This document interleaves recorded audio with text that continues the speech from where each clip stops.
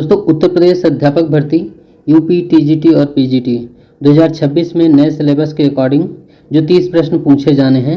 सामान्य ज्ञान के लिए अभी तक हम लोगों ने 26 प्रैक्टिस सेट कंप्लीट कर लिए हैं। आज हमारा जो प्रैक्टिस सेट नंबर है वो है 27वां प्रैक्टिस सेट में हम लोग 30 प्रश्न कंप्लीट करेंगे। दोस्तों, उत्तर प्रदेश अध्यापक भर्ती से रिलेटेड 3 प्लेलिस्ट बनाई गई हैं।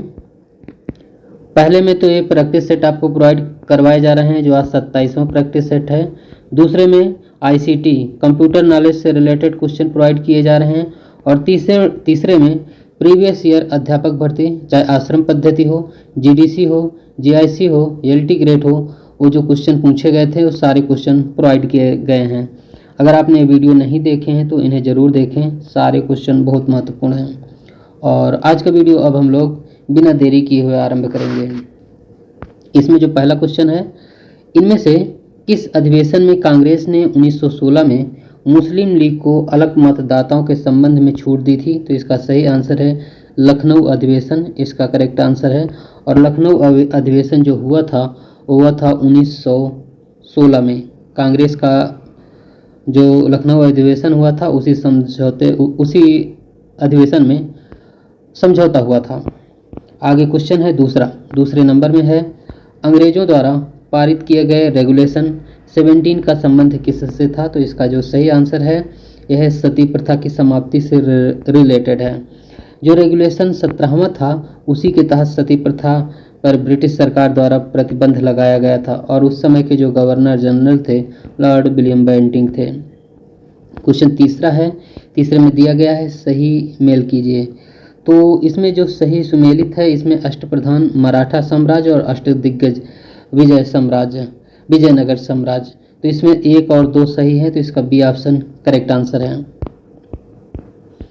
क्वेश्चन नंबर चौथा है, चौथे में दिया गया है, कानपुर की घेराबंदी में विद्रोहियों का नेतृत्व किसने किया था? तो इसका सही आंसर है नाना साहब, ये ऑप्शन करेक्ट आंसर है।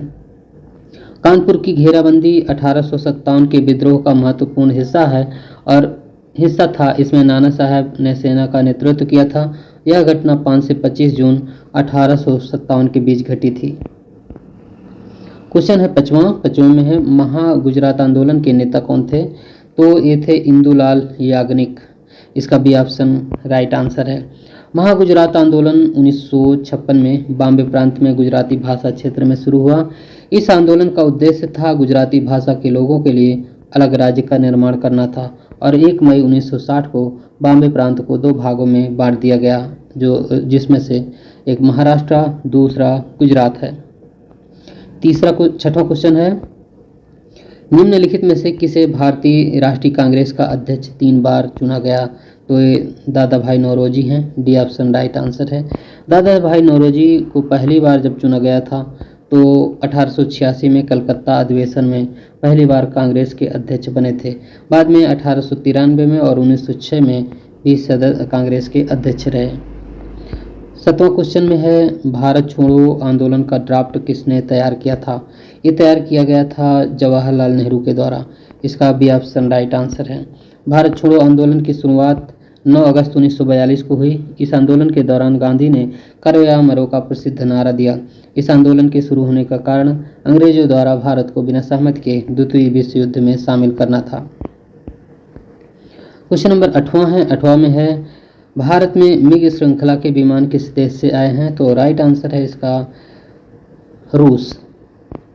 क्वेश्चन है 9 नंबर में दिया गया है, नेताजी सुभाष चंद्र बोस ने गवर्नमेंट ऑफ इंडिया नामक अस्थायी सरकार की स्थापना किस स्थान पर की थी? तो इसका जो राइट आंसर हो जाएगा इसमें, इसका सिंगापुर करेक्ट आंसर है। आंसर है हमारा पहला ऑप्शन करेक्ट आंसर है। आगे क्वेश्चन नंबर 10वां है, 10वें में दिया गया है, भारत सरकार अधिनियम 1935 के तहत कांग्रेस ने चुनाव कब लड़ा था? तो इसका जो सही आंसर है इसका 1937, इसका राइट आंसर है। भारत सरकार अधिनियम 1935 के तहत कांग्रेस ने जो चुनाव लड़ा था 1937 में लड़ा था। क्वेश्चन नंबर 11 है, 11 में दिया गया है, निम्नलिखित में से किसे ग्रेट अंडमान ट्रंक रोड कहा जाता है राष्ट्रीय राजमार्ग 223 को? क्वेश्चन नंबर 12 है।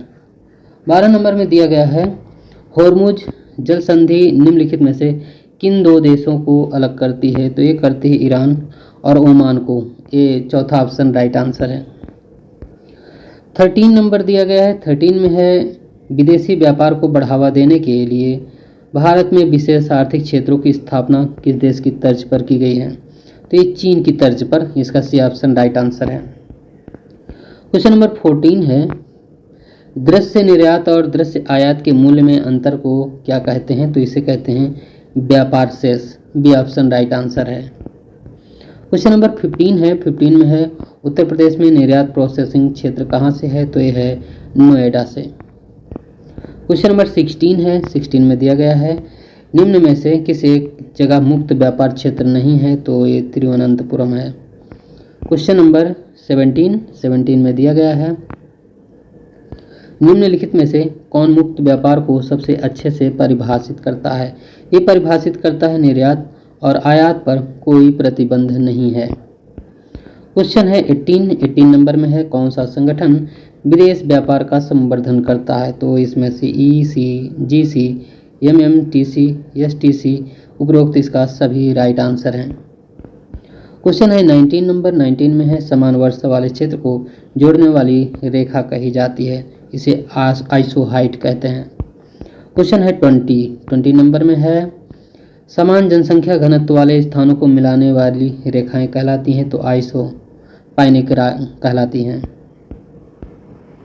21 नंबर में है महासागरीय भागों में लवणता के समान मात्रा वाले स्थानों को मिलाने वाली रेखा कहलाती है।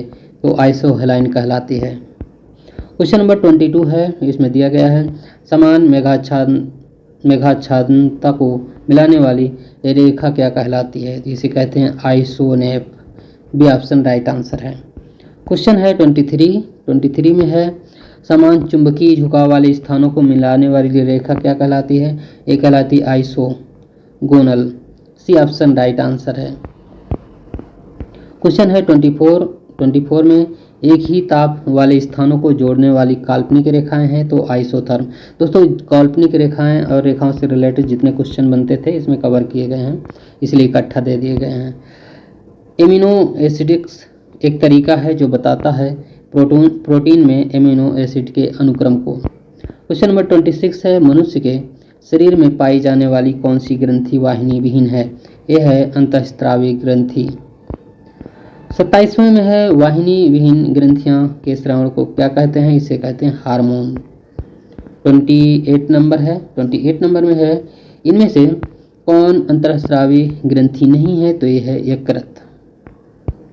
29 में है अंतःस्रावी ग्रंथियों को अन्य किस नाम से जाना जाता है? तो इसे जानते हैं वाहिनी विहीन ग्रंथि के नाम से। 40 नंबर क्वेश्चन है। 40 में है निम्न में से कौन सा जोड़ा सही है? तो इसमें दूसरा है अपघटक बैक्टीरिया, ये सही है, इसका जोड़ा सही है। दोस्तों आज हम लोगों ने जो प्रैक्टिस सेट है हमारा 27वां कंप्लीट किया गया है। कुछ क्वेश्चन है जैसे ज्योग्राफी के एक ही तरह के क्वेश्चन दिए गए थे, तो 5-6 क्वेश्चन एक तरह के थे क्योंकि उससे लाइन से रिलेटेड क्वेश्चन पूछे गए थे जाते हैं, तो वो सारे क्वेश्चन इसमें कवर किए गए हैं। तो ज्योग्राफी के एक ही तरह के आज क्वेश्चन थे, अलग क्वेश्चन नहीं डाले गए थे। तो हमारा जो प्रैक्टिस सेट होगा 28वां फिर आपको कल प्रोवाइड किया जाएगा। तो दोस्तों आज का वीडियो यहीं तक। पूरा वीडियो देखने के लिए बहुत बहुत धन्यवाद।